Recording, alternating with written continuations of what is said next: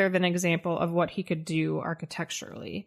Because looking at the Watts house or the Isaac Bell house or some of his other commissions, they were not busy at all. They were very well put together. So this was just sort of his temple to things that he loved. He also had a country house called Box Hill, and it was a Victorian farmhouse that he did the same thing to. This one was transformed in and out because it was a modest farmhouse. It was elegant, but, nothing different. It wasn't sort of architecturally designed. It was just very practical. Stanford actually eventually said that he wished he had torn down the original house and just started all over. Oh, wow. The finished product ended up being this kind of sprawling mansion. Mm-hmm. And the exterior, instead of being clapboard, he put this interesting finish on it called pebble dash, which is a texture where small rocks are pressed into sort of a rough kind of stucco. I think sometimes you see that in Florida, even today. Yeah. Modern houses kind of have it. It's just a rougher. Yeah, I've also seen sidewalks kind of made out of it before. Yeah. That's true. But they took these rocks, I think, from the Hudson River, from somewhere around there. Yeah, it was sourced with local materials. So he impressed his guests with his ability to repurpose materials into unexpected decorative elements. He covered the walls of one room with split bamboo to create texture without installing wallpaper or grass cloth. But in another room, he installed grass and bamboo on the walls and ceiling in various directions to create panels that you might typically see made of wood. He brought exterior elements like fountains inside. He put rugs on tables and loved odd combinations of items and patterns and textures. Elements that were not used in some of the firm's architectural commissions were installed in the house, including antique mantels and elaborate doors. So in the Gilded Age, White's talent for decoration was definitely put to good use. He had come onto the architecture scene at the perfect time in history to make his mark. So stylistically, Beaux-Arts celebrated the tradition of European design, but didn't want to replicate it.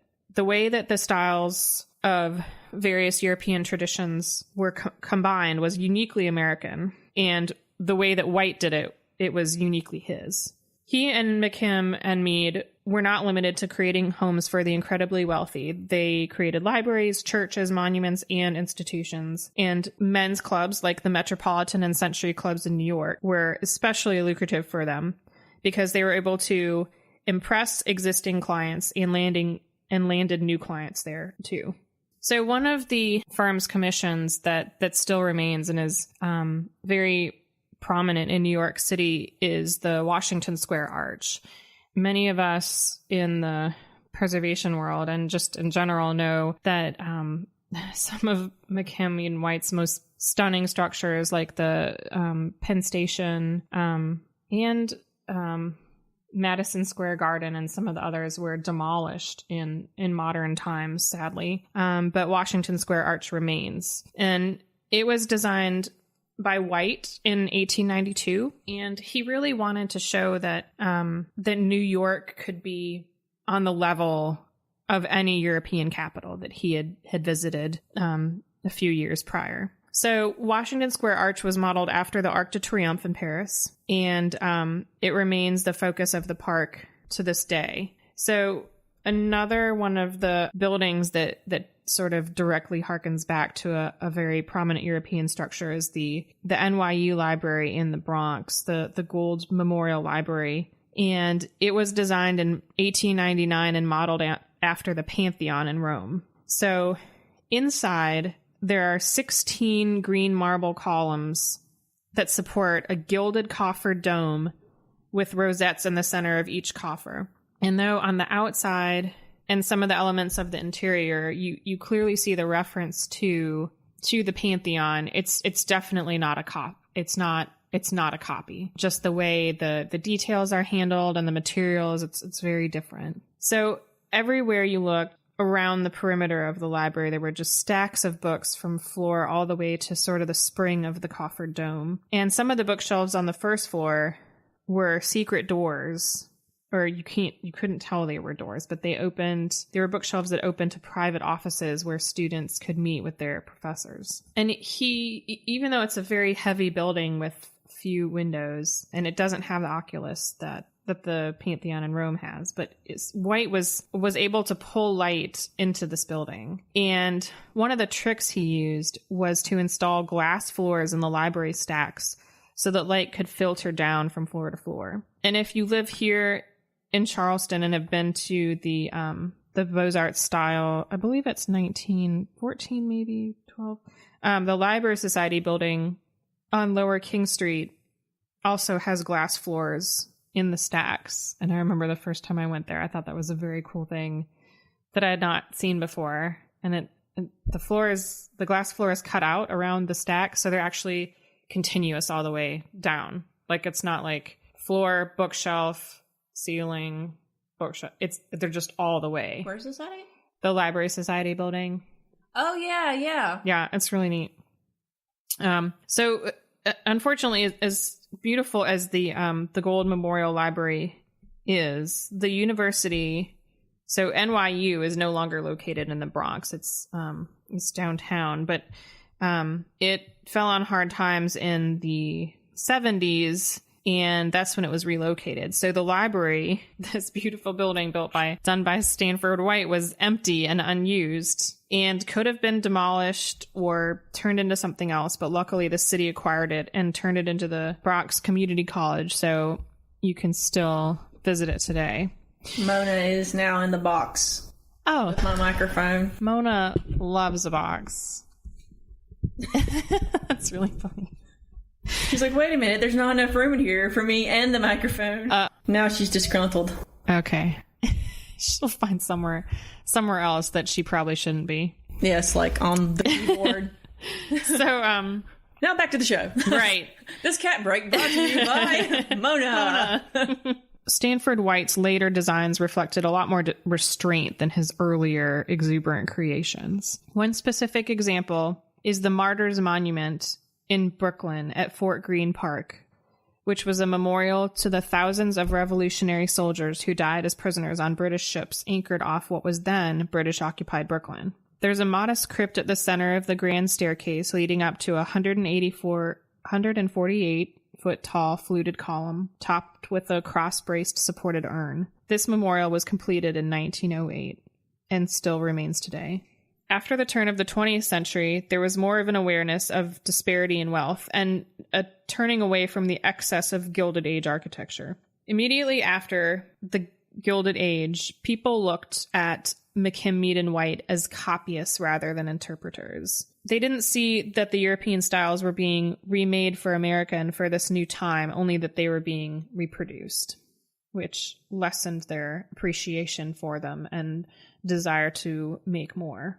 And after all, everything was about to change and modernism was really kicking in. So you had sort of the leading up to the centennial and then this World's Fair of 1893 with these grand designs. And but everything was changing, and World War I would really put a damper on things, I guess, everywhere in the world. Everybody was dead, basically. Yeah. So, yeah. Dead, broke, just things were changing. And then I guess around the 20s, just design, it wasn't the same. You had the ability to pare down and streamline, and it wasn't this decadence and Gilded Age and grand buildings, and architecture was evolving. So I want to switch gears and pan back over to Stanford's private life. While he was building his architectural career, he did have a family at home. In 1884, he married Bessie Springs Smith, who was one of 11 children born to Judge John Lawrence Smith. The Smith family was a very well-respected one, also very wealthy, of course.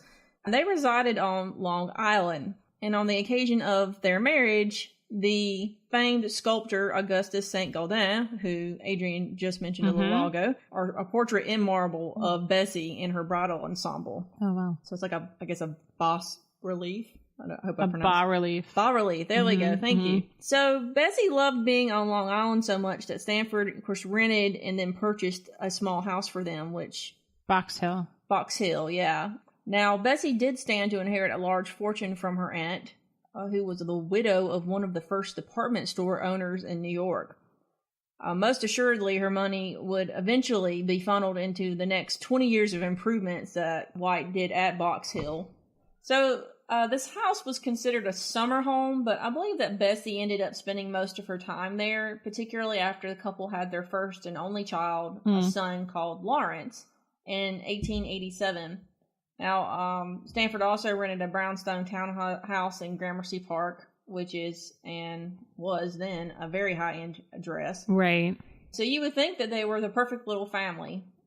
Fairly newlyweds, well-matched socially. Stanford was an up-and-coming architect. Mm-hmm. And, of course, Bessie was at home with the always desired-for son. Now, Stanford was very popular in New York society. In fact, he had been for some time. He was a member of all the right men's clubs, and eventually there was enough money for Bessie to be painted by Giovanni Boldini, who was a very well-known society painter at the turn of the century, and one of my personal favorites. Oh, I don't know him. What is his name again? Giovanni Boldini. Baldini? He's just very arresting portraits of women. Okay. That's why I probably like them so much. Cool. Because I'm a weirdo I just love looking at portraits, particularly of women, just the clothing and the hairstyle. Well, they really draw you in. Yeah, right, it's really stunning, and the way that the hair and the garments and draping, and it's definitely fun to look at. There is a Boldini portrait of Edith Vanderbilt at Biltmore House. That's him. Yeah, I just assumed that everything is a sergeant. Yeah, there. They were working. They were working in tandem, the same time period. Although Boldini kind of ended up going more into the 1920s, but so he was a little bit younger than Sargent. Okay, but that Edith Vanderbilt was 6 feet tall. And that's like a life-size portrait of her that hangs on the wall there. And it's just really, she particularly is very arresting. Oh, he did. Okay. He did Consuelo Vanderbilt too. Oh my God. I love this painting. I know. Yeah. With the hat and yeah. Yeah. I love that. Okay. So very, very, very cool artist if you're a fan of portraits. Nice. So despite appearances, the White family was not perfect. Stanford, like a lot of men in the Gilded Age, had his fair share of extracurricular activities, and most of those activities had to do with sleeping around. Mm-hmm. In Stanford's case, there's also been some recent research indicating that he was bisexual, so, and I'm not entirely certain if they've pinpointed actual relationships that he had. I was going to say, with men. And I don't know if... Maybe they just, I don't know. But has he hung out with a bunch of artists types and that were known to be homosexual? So I don't know. Sure. I think that's, if that's the only thing they were basing that on, then that's kind of a leap. But we do know, however, that he was a very attractive individual. Mm-hmm. He was just more magnetic. He had I don't know if bombastic's the right word or not. It just had a really magnetic personality. Very dashing, charming, worldly. He was very tall for the time period and had red hair, so that probably would have definitely marked him out. I'm not sure he was. Well, one of the synonyms of bombastic is pretentious, ostentatious, pompous. He was ostentatious. Okay. Bombastic is high sounding but with little meaning. Inflated. Okay. So that's not, he wasn't inflated. No. If he had a big head, he was pretty great. Yeah. I mean, he may have been egotistical, but he had reason to be, yeah. Okay. And now everyone knows what bombastic means. Right, exactly. There is your SAT word of the week. Bombastic. Use it in a sentence this week. So, as I said, he was considered handsome. You have to really... He had a very interesting appearance that he was kind of handsome. I get kind of tripped up by the absolutely huge mustache. I agree. Yeah. He could probably win a contest with the best hipsters today. Yes, he could. With that mustache. Yep. Look it up if you've never seen a picture of him. You will be shocked. Shocked and awed. Right. So, Stanford had many affairs. He was particularly fond of chorus girls, and so it is not surprising that